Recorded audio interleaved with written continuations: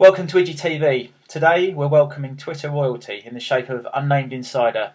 He's the mysterious online satirist who has over 30,000 followers. He's written a letter to the CEO of ATOS that he'd like to share with us. Unnamed Insider, welcome. Hello. Hi. In your own time, tell us what you don't get about ATOS. Hello. Yes, I'm Unnamed Insider. This is my open letter to Ursula Morgenstern, who is the CEO in the UK of ATOS, the company who are charged with assessing people for disability. Dear Ursula, I'm writing this letter because I've read a lot of unfair criticism of ATOS recently. I mean a lot. Tons.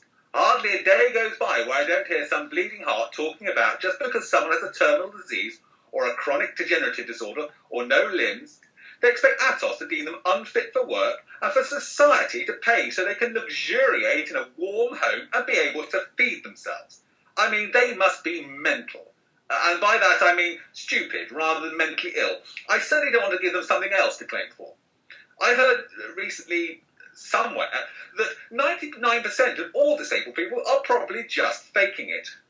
With that in mind, I think that randomly forcing half of them off of benefits can only be a good thing, or at least a good start.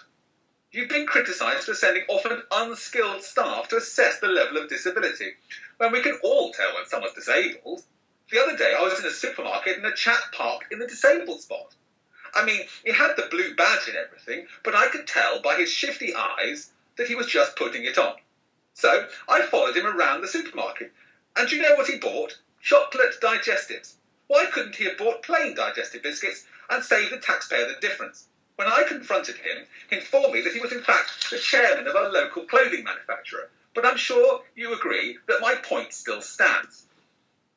And another thing, there's been a lot of talk about how over 40% of the people you deem unfit for work have had this overturned at appeal. What no one seems to be asking is if they can go through an incredibly lengthy and complicated appeals process for up to 18 months, why can't they go out to work? Many of these people obviously died during the process, solving the problem altogether.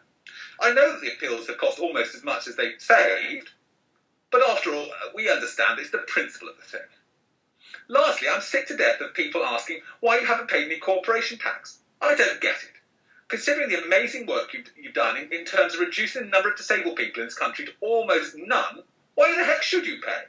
If Vodafone and Starbucks and Amazon and Google and Facebook don't pay any, why should you pay the 100 million or so you owe?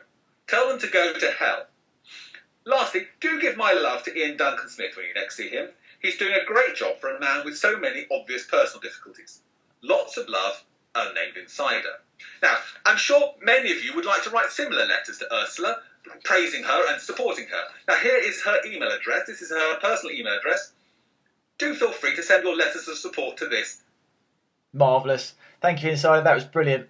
So, if you'd like to be the next star of IDGI, get in touch with us via Twitter, Facebook, or email.